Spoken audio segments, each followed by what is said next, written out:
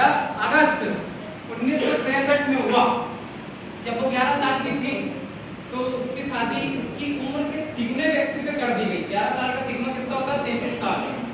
वो वाली का हाँ इंडियन मैंडेट क्वीन, इसलिए तो लास्ट को बताऊंगा मैं। 11 साल की थी वो बालिका जब उसके साथ उसकी विवाह उसकी मैरिज एक उसकी उम्र से तिगुने व्यक्ति से कर दी गई। और उस व्यक्ति ने उस छोटी सी बालिका के साथ जो उसकी बेटी की उम्र की थी उसके साथ गलत किया, कर्म किया और वो भाग कर अपनी चाचा चाची घर चली गई। और चाचा चाची ने फिर उसके ऊपर उसको रखना नहीं था तो इसलिए चोरी का इल्जाम लगवा दिया उसके भाई की वजह से।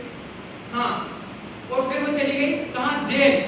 तो जेल में उसे डाकू मिले, बहुत गलत किया, डाकुओं ने भी गलत किया। तो यार इतनी बार उसके साथ गलत हुआ, उसके मन में एक बात तो ख्याल नहीं आया कि यार एक महिला के लिए सबसे इम्पोर्टेंट होती है उसकी आबरू। यार वही लुट चुकी है तो फिर मकसद क्या है जीवन जीने का? किंतु यार उसे ये बात तो पता था कि रात कितनी ही अंधेरी क्यों ना हो। मैंने आपको बयान में बताया था कि 24 घंटों में 8 पहर होते हैं। आपने पहर का नाम सुना होगा कि तीसरे पहर पे वो गया, राम जी तीसरे पहर पे निकले, तो 24 घंटों में 8 पहर होते हैं।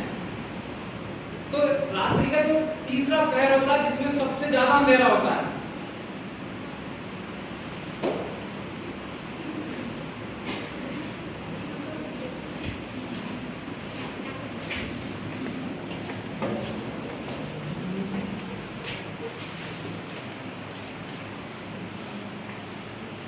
चलो कोई बात नहीं, मिस कर दिया आपने एक शो। रात्रि का जो सबसे तीसरा पहर होता है उसमें सबसे ज्यादा अंधेरा होता है। पर सूरज कभी नहीं कहता क्या अंधेरा ज्यादा है तो मैं नहाऊंगी। कभी सूरज भी सोचता होगा क्या मैं उगू ही ना यार, यहाँ पर ज्यादा अंधेरा है तो मैं जाऊँ ना, पर नहीं। मैंने फिर भी अभी हाल भी कहा था कि अंधेरा चाहे लाख गहरा हो, सूरज निकलेगा, किरण निकलेगी। तो वो कहते हैं ना कि अंधकार से लड़ने का संकल्प अगर कोई कर लेता है, बाल कभी बैरागी जी कहते हैं हमारे खानदान के कि अंधकार से लड़ने का संकल्प अगर कोई कर लेता है, अगर गलत हो रहा ना, एक बार आवाज उठा कर देखो। कई लोग आपके साथ हैं पर यार हम सोचते हैं कि हम अकेले हैं। नहीं, आप एक बार आवाज तो करो। वो कहते हैं ना कि लहरों के संग सिर्फ लाशें बहती, तैराकी नहीं कह सकता। अगर आपके अंदर जज्बा है तो आप गलत का विरोध करोगे। तो बात कभी बैरागी जी कहते हैं कि अंधकार से लड़ने का संकल्प अगर कोई कर लेता है तो एक अकेला जुगनू ही सब अंधकार हर देता है।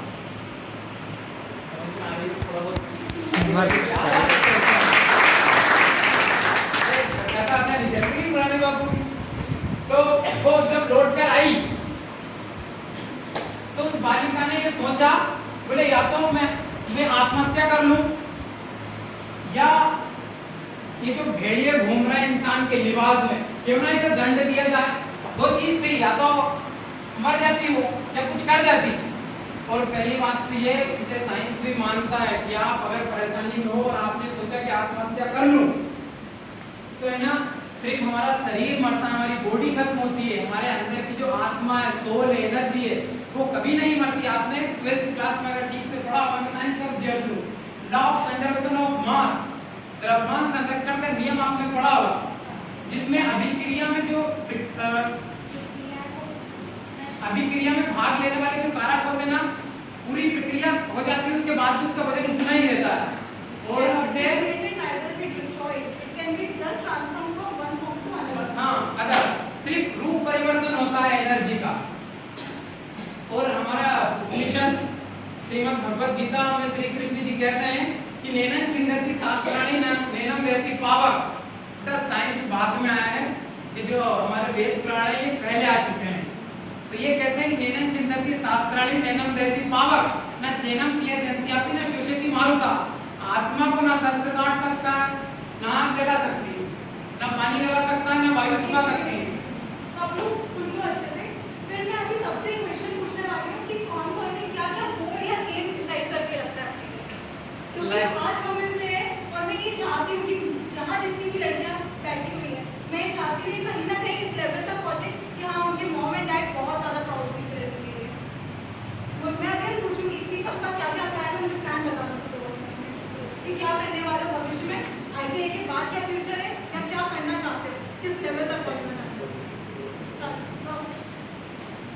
उज्जवल पार्टी कहता है, मैं बोल रही थी ना, माता पिता do something that your parents in their prayers in every word they have children life. जिंदगी में कुछ ऐसा करना है कि आपके माता पिता जब प्रार्थना करें ना तो ये कहे क्या मुझे ये जो संतान अभी मिली है ना ये हर जन्म में मिली है।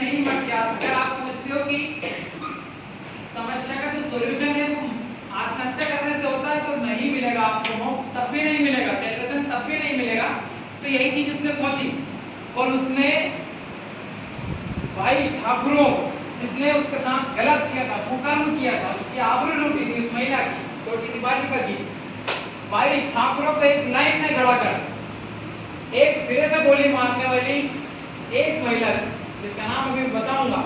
और फिर 1983 में उस समय तत्कालीन प्रधानमंत्री इंदिरा गांधी जी ने उसे एक स्कीम दी, बोले तुम ये सारी डकैतियां छोड़ दो, ये जो मर्डर आपने किए हैं आपको फांसी की सजा नहीं दी जाएगी, किंतु आप अपने आप को सरेंडर कर दो, आपने जो जुर्म करे उसकी सजा दी जाएगी किंतु आपको फांसी की सजा नहीं दी जाएगी।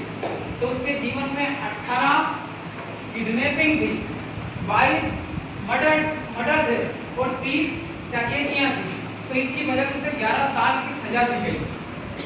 उसने सरेंडर करा, जो गलत काम करा था उसके लिए उसने सजा पाई, किंतु जब 11 साल के बाद वो लौटी तो एक बच्ची, एक अत्याचार पीड़िता, एक डकैत और एक हत्यारा, ये सारी चीजें तो उसके पास शामिल हो ही गई थी, उसके नाम के साथ जुड़ी गई थी, किंतु अब 11 साल के बाद उसे राजनीति बुला रही थी। राजनीति से ऑफर आया, बोले आप सांसद के लिए चुनाव लड़ो, और 1994 में 2 साल बाद वो लौटकर आई 11 साल की सजा पाने के बाद, और 2 साल के बाद उसने उत्तर प्रदेश के मिर्जापुर से चुनाव लड़ा और वो जीत भी गई। एक समय ऐसा था तो बिहड़ों में, जंगलों में जीवन यापन करने वाली आज एक बालिका सांसद में रहने लगी, सांसद भवन में रहने लगी, जिसका नाम इंडिया ब्रांडेड क्वीन कहा जाता है, जिसे फूलन देवी कहा जाता है, चंबल की डकैत, चंबल की वीरांगना फूलन देवी के नाम से जिसे जाना जाता है। एक बार जोरदार तालियां।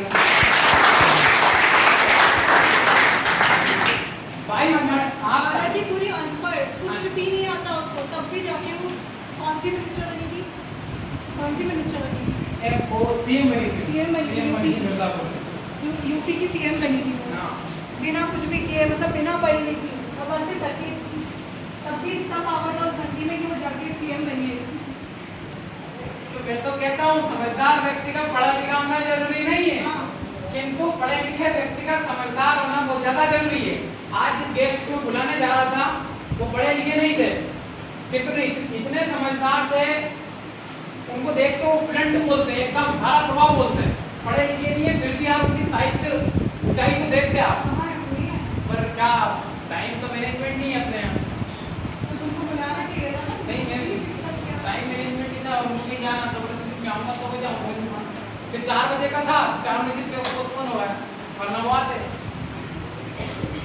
इससे सीख गया। तो अब कोई कुछ सुनाना चाहेगा अपने मन से?